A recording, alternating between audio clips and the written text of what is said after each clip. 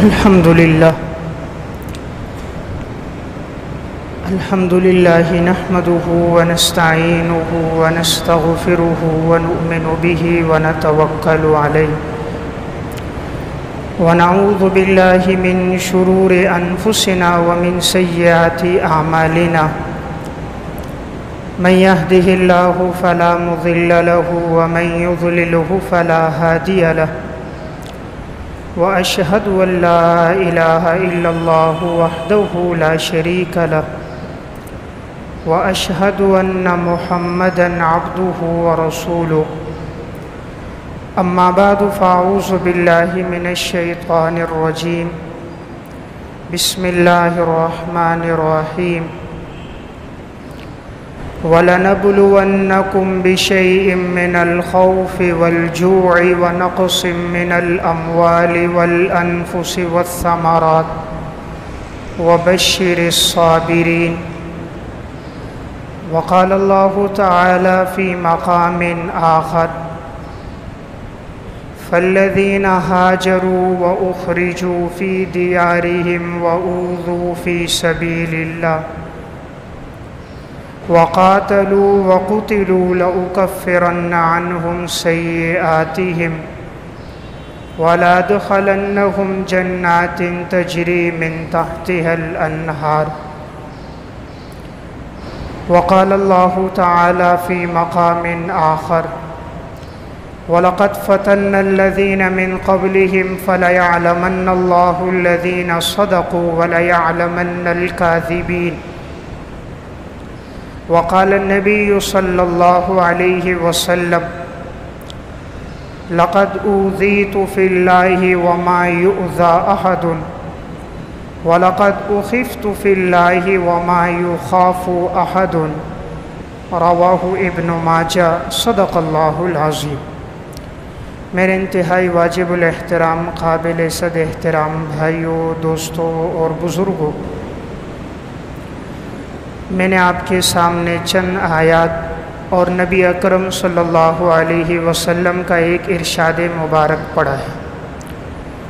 قرآن کریم کی جو پہلی آیت میں نے آپ کے سامنے تلاوت کی، اس میں اللہ رب العزت ارشاد فرماتے ہیں وَلَنَبْلُوَنَّكُمْ بِشَيْءٍ مِّنَ الْخَوْفِ وَالْجُوعِ وَنَقْصٍ مِّنَ الْأَمْوَالِ وَالْأَنفُسِ وَالثَّمَرَاتِ، اور ہم ضرور ضرور آزمائیں گے تمہیں خوف کے ساتھ، بھوک کے ساتھ، پھلوں اور پیداوار میں کمی کے ساتھ اور نفوس کے ساتھ۔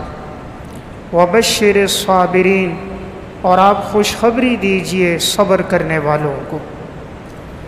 دوسری آیت میں اللہ رب العزت نے ارشاد فرمایا فَالَّذِينَ هَاجَرُوا وَأُخْرِجُوا، پس وہ لوگ جنہوں نے ہجرت کی اور وہ جو اپنے گھروں سے نکالے گئے اور انہیں اللہ کے راستے میں تکلیفیں دی گئیں، وَقَاتَلُوا وَقُتِلُوا، اور وہ لوگ جو لڑے اللہ کے راستے میں یہاں تک کہ وہ شہید کر دیے گئے، تو ہم ضرور انہیں باغات میں داخل کریں گے اور ہم ان کے گناہوں کو معاف کریں گے، یہ اللہ کی طرف سے ان کے لیے بدلہ ہے۔ تیسری آیت میں اللہ رب العزت نے فرمایا وَلَقَدْ فَتَنَّا الَّذِينَ مِنْ قَبْلِهِمْ فَلَيَعْلَمَنَّ اللَّهُ الَّذِينَ صَدَقُوا وَلَيَعْلَمَنَّ الْكَاذِبِينَ، اور ہم ضرور تمہیں آزمائیں گے تاکہ معلوم ہو جائے تم میں سچے لوگ کون ہیں اور جھوٹے لوگ کون ہیں۔ حدیث میں نبی اکرم صلی اللہ علیہ وسلم نے ارشاد فرمایا لَقَدْ أُوذِيتُ فِي اللَّهِ وَمَا يُؤْذَى أَحَدٌ، اسلام کے لیے جتنا مجھے تکلیفیں دی گئیں، اذیتیں دی گئیں، کسی کو نہیں دی گئی۔ آپ صلی اللہ علیہ وسلم نے ارشاد فرمایا وَمَا أُخِفْتُ فِي اللَّهِ وَمَا يُخَافُ أَحَدٌ، جتنا مجھے اسلام کے لیے ڈرایا اور دھمکایا گیا، اذیتیں، تکلیفیں، آزمائشیں اور پریشانیاں جتنی میرے اوپر آئی ہیں، آپ نے فرمایا کسی اور کے اوپر نہیں آئے۔ تو یہ جو دین ہم تک پہنچا ہے، یہ بڑی تکلیفوں کے ساتھ، آزمائشوں کے ساتھ، مصائب اور پریشانیوں کے ساتھ پہنچا۔ اب ہماری ذمہ داری ہے کہ اس دین پر عمل بھی کرنا ہے اور آنے والی نسلوں تک اس دین کو پہنچانا بھی ہے۔ اس دین کی خاطر نبی اکرم صلی اللہ علیہ وسلم پر کتنی مشقتیں اور تکلیفیں آئیں، حضرات صحابہ اور سلف پر کتنی آئیں۔ میں چند واقعات عرض کروں گا جس سے معلوم ہوگا کہ خود آپ صلی اللہ علیہ وسلم پر اس دین اسلام کی خاطر کتنی آزمائشیں آئی ہیں۔ نبی اکرم صلی اللہ علیہ وسلم پر تو ابتدا سے ہی آزمائشیں تھیں۔ آپ ابھی دنیا میں آئے نہیں تھے کہ آپ کے والد کا سایہ اڑ گیا تھا۔ 6 سال کی عمر کو پہنچے تھے تو والدہ دنیا سے پردہ فرما گئیں۔ 8 سال کی عمر کو پہنچتے ہیں تو دادا عبد المطلب کا انتقال ہو جاتا ہے۔ آپ کا حقیقی بھائی کوئی نہیں، آپ کی حقیقی بہن کوئی نہیں تھی۔ آپ نے جو زندگی گزاری ابتدا کی بڑی مشقت والی زندگی تھی، اور جب آپ صلی اللہ علیہ وسلم نے نبوت کا اعلان فرمایا اس کے بعد بھی آپ کی زندگی بڑی تکلیف پر تھی۔ اس کا اندازہ ان واقعات سے ہوتا ہے کہ جب نبی کریم صلی اللہ علیہ وسلم نے اپنی دعوت کا اعلان فرمایا، فاران کی چوٹی پر کھڑے ہو کر سب کے سامنے آپ نے یہ بتلایا کہ اگر میں یہ کہوں کہ اس پہاڑ کے پیچھے دشمن ہے، کیا تم لوگ میری بات کی تصدیق کرو گے؟ سب نے یک زبان ہو کر کہا ہم بالکل تصدیق کریں گے، اس لیے کہ ہم نے آپ کو جب بھی آزمایا ہے تو ہم نے آپ کو سچا پایا ہے، آپ صادق اور امین ہو۔ تو آپ صلی اللہ علیہ وسلم نے کلمے کی دعوت دی۔ آپ نے فرمایا کہو لا الہ الا اللہ، تم کامیاب ہو جاؤ گے۔ بجائے یہ کہ وہ لوگ ایمان لے کر آتے، آپ کے اپنے ہی چچا ابو لہب نے پتھر اٹھایا اور آپ کی طرف پھینکا اور کہا تبا لک یا محمد الہذا جمعتنا، اے محمد معاذ اللہ تیرے لیے ہلاکت ہو، کیا تو نے ہمیں اس کام کے لیے جمع کیا تھا؟ اب آپ صلی اللہ علیہ وسلم کی آزمائشوں کا دور شروع ہوا۔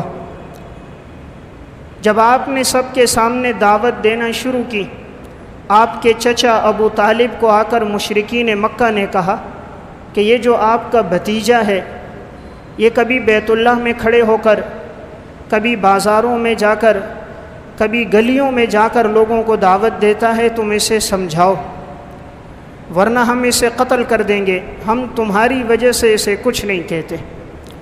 ابو طالب نے آپ صلی اللہ علیہ وسلم کو بلایا، بھتیجے یہ لوگ کہہ رہے ہیں تم اپنی دعوت سے باز آ جاؤ اور ان کے معبودان کو برا بھلا مت کہو۔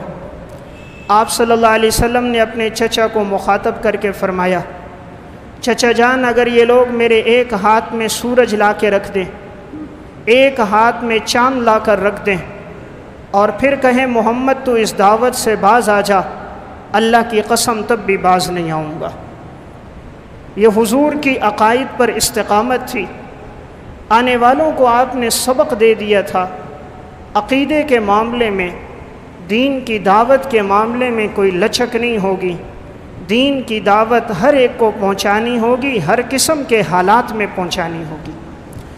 آپ صلی اللہ علیہ وسلم ہی کا دور ہے، 3 سال تک آپ کو شیب ابی طالب میں محصور کر دیا گیا، تمام لوگوں سے آپ کا تعلق ختم کر دیا گیا، ایک گاٹھی کے اندر آپ تھے اور آپ پر ایمان لانے والے چند صحابہ تھے۔ 3 سال تک آپ کو اس گاٹھی میں پابند کیا گیا، نہ باہر نکل سکتے تھے، نہ جا سکتے تھے، نہ باہر والوں کا آپ سے تعلق ہو سکتا تھا۔ 3 سال آپ نے یہ مشقت کے برداشت فرمائے۔ حضور پر کتنی تکلیفیں آئیں۔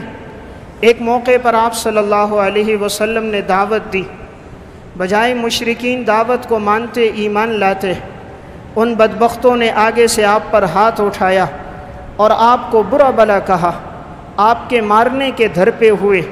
حضرت ابو بکر صدیق رضی اللہ تعالیٰ عنہ کو پتہ چلا، دوڑتے ہوئے آئے، آپ صلی اللہ علیہ وسلم کو ان سے بچایا اور کہا اتقتلون رجلا ان یقول ربی اللہ، کیا تم لوگ اس آدمی کو قتل کر رہے ہو جو یہ کہتا ہے کہ اللہ میرا رب ہے؟ کیا اس جرم کی وجہ سے تم اسے مار رہے ہو؟ آپ صلی اللہ علیہ وسلم بیت اللہ میں ہیں، ابو جہل، عتبہ، شیبہ، عقبہ بن ابی معیط یہ سب بیٹھے ہیں۔ ابو جہل بدبخت کہتا ہے حضور سجدے میں تھے، نماز پڑھ رہے تھے، تو کہنے لگا کون ہے کہ فلاں نے آج ایک اونٹ ذبح کیا ہے، اس کی اوجڑی پڑی ہے، جاؤ وہ اوجڑی اٹھا کر لاؤ اور اس محمد کے اوپر رکھو۔ تو بدبخت عقبہ بن ابی معیط اٹھا اور جا کر اونٹ کی گندی اوجڑی اٹھا کے لایا۔ آپ صلی اللہ علیہ وسلم سجدے میں تھے، سجدے کی حالت میں آپ کی کمر کے اوپر لا کر اس نے وہ اوجڑی رکھ دی۔ آپ صلی اللہ علیہ وسلم سجدے کی حالت ہی میں ہیں، حضرت فاطمہ رضی اللہ تعالیٰ عنہ کو کسی نے اطلاع دے دی تمہارے والد کی کندھے کے اوپر، پشت کے اوپر اوجڑی رکھی ہوئی ہے اور وہ سجدے کی حالت میں ہے۔ حضرت فاطمہ رضی اللہ تعالیٰ عنہ دوڑتی ہوئی آئیں، حرم میں پہنچی اور آپ صلی اللہ علیہ وسلم کے اوپر سے اس اوجڑی کو ہٹایا، تب آپ صلی اللہ علیہ وسلم نے سجدے سے سر اٹھایا۔ یہ دین ہم تک اس طرح پہنچا ہے۔ ہمارے کندھوں پر شاید کسی نے اوجڑیاں نہیں رکھی ہوں گی، ہمارے اوپر کسی نے پتھر نہیں اٹھائے ہوں گے، ہمارے راستوں میں کسی نے کانٹے نہیں بچھائے ہوں گے، ہمیں پتھروں سے کسی نے لہو لہان نہیں کیا گیا ہوگا، لیکن آپ صلی اللہ علیہ وسلم پر اتنی آزمائشیں آئیں۔ آپ حرم میں نماز پڑھ رہے ہیں، یہی عقبہ بن ابی معیط بدبخت، اس کے ہاتھ میں چادر تھی، حضور ابھی قیام کی حالت میں تھے، اس نے چادر آپ کے گلے میں ڈالی اور یوں زور سے جو کھینچا، آپ صلی اللہ علیہ وسلم گھٹنوں کے بل نیچے گر گئے، لیکن آپ نے زبان سے کچھ نہ کہا۔ آپ صلی اللہ علیہ وسلم کی یہ آزمائشیں دین کی خاطر تھی۔ ابو جہل جیسا بدبخت ایک دفعہ کہنے لگا کہ یہ محمد رسول اللہ یہ جب سجدے میں جائے گا تو میں نے نظر مانی ہے میں اس کی گردن کے اوپر پاؤں رکھوں گا۔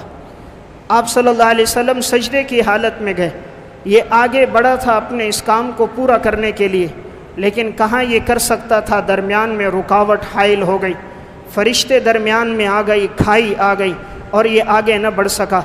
قرآن کریم سورہ علق میں اس کا تذکرہ بھی ہے کہ یہ وہ شخص کہ جو اللہ کے ایک بندے کو نماز سے روکنا چاہ رہا ہے، ایک وقت آئے گا اس نے جو دین کو جھٹلایا ہے، لَنَصْفَعًا بِالنَّاصِيَةِ نَاصِيَةٍ كَاذِبَةٍ خَاطِئَةٍ فَلْيَدْعُ نَادِيَهَا سَنَدْعُ الزَّبَانِيَّةَ، کہ ایک وقت آئے گا یہ جو پیشانی جھٹلانے والی ہے، ہم اسے پیشانی سے پکڑ کر گھسیٹیں گے، پھر ہم کہیں گے بلا اپنی جماعت کو، اپنے ماننے والوں کو، اپنی حمایت والوں کو، لیکن اس وقت کوئی بھی اس کی بات نہیں مانے گا۔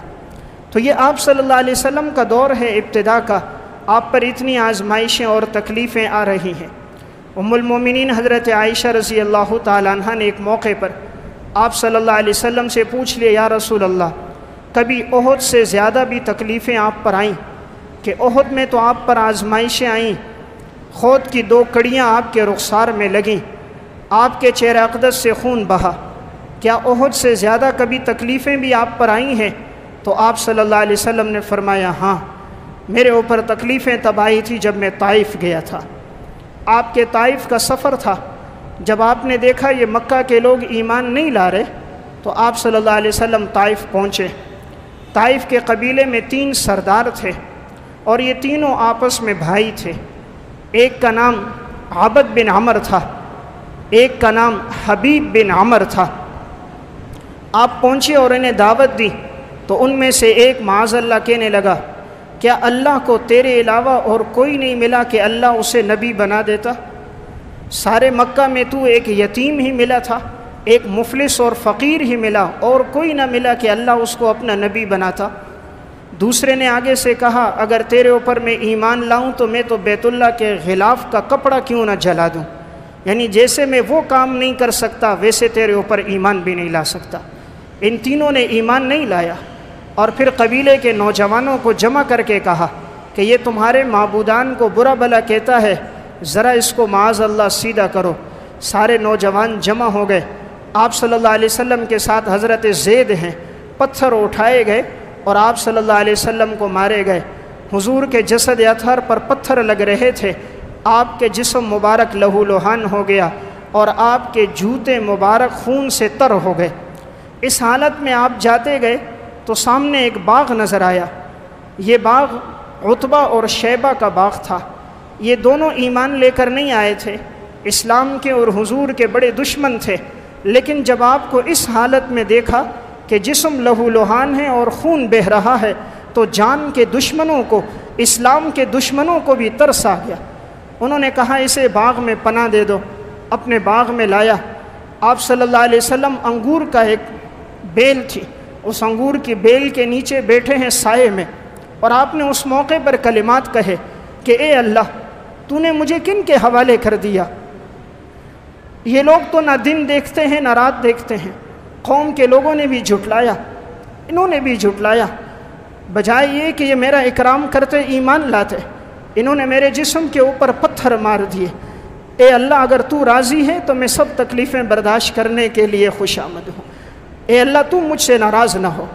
آپ صلی اللہ علیہ وسلم نے جو طائف میں دعا کی ہے اس کی ترجمانی اردو کے الفاظ میں نہیں ہو سکتی، اس کی ترجمانی کوئی زبان اور قلم نہیں کر سکتی جو حضور نے اس موقع پر کیا کہ اے اللہ نہ قوم کے لوگوں نے ایمان لایا اور نہ یہ قبیلے والے میرے اوپر ایمان لائے، چلو ایمان نہ لاتے مجھے مسافر سمجھ کے چھوڑ دیتے، انہوں نے تو اوباشوں کو میرے اوپر چھوڑ دیا اور انہوں نے مجھے پتھر مار دیے۔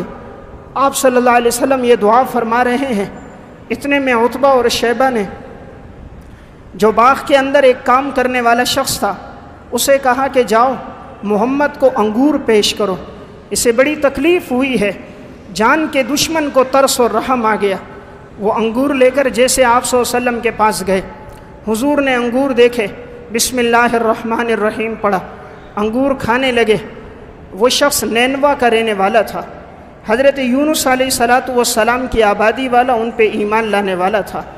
اس نے جب بسم اللہ حضور کی زبان سے سنا تو چونکہ یہ الفاظ کسی اور سے نہیں سنے تھے، وہ لوگ تو کہتے تھے بسم اللہ لات والعزیٰ، لات کے نام سے شروع، عزیٰ کے نام سے شروع۔ آج پہلی مرتبہ کسی کی زبان سے سنا کہ رحمان کے نام سے شروع اور رحیم کے نام سے شروع۔ پوچھا کہ تم کون ہو؟ آپ نے اپنی دعوت دی کہ میں محمد رسول اللہ ہوں۔ حضور نے ہر ایک کو دعوت دی ہے، آپ نے کبھی یہ نہیں دیکھا کہ یہ قبیلے کا سردار ہے یا فقیر ہے، یہ بادشاہ ہے یا تنگ دست ہے، یہ مسافر ہے یا مقیم ہے، یہ خوبصورت ہے یا بدصورت ہے۔ آپ کی دعوت سب کے لیے تھی۔ آپ نے اسے دعوت دی اور کہا تم کہاں کے رہنے والے ہو؟ اس نے کہا میں نینوا کا رہنے والا ہوں۔ آپ نے کہا ہاں نینوا میں میرا بھائی یونس بھی آیا تھا۔ کہا تم اسے پہچانتے ہو؟ آپ صلی اللہ علیہ وسلم نے کہا ہاں یونس پیغمبروں میں سے اللہ کے سچے نبی ہیں۔ آپ صلی اللہ علیہ وسلم نے حضرت یونس کا تعارف کرایا، وہ سمجھ گئے واقعی یہ اللہ کے پیغمبر ہیں۔ اتنی معلومات تو ہمیں نہیں جتنی معلومات انہیں ہے۔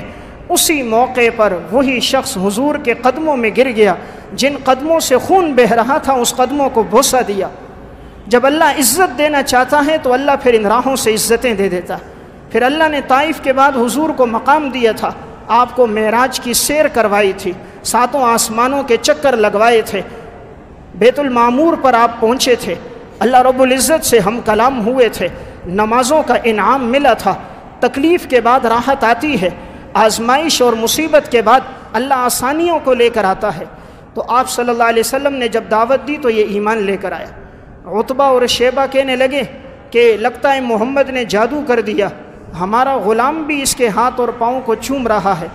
بلا کر پوچھا کیا ہو گیا؟ کبھی تم نے ہمارے ہاتھ نہ چومے، ہمارے پاؤں نہ چومے، آج محمد کے ہاتھ چوم رہے ہو۔ کہا یہ اللہ کے سچے نبی ہیں، انہوں نے جو مجھے بتایا ہے بالکل سچ بتایا۔ تو آپ صلی اللہ علیہ وسلم پر یہ دن بڑا سخت تھا، تو آپ نے حضرت عائشہ سے فرمایا تھا عائشہ اس دن جو مجھے تکلیفیں اور آزمائشیں ملی تھیں، مجھے زندگی میں کبھی اتنی تکلیفیں نہ ملی۔ الحمدللہ۔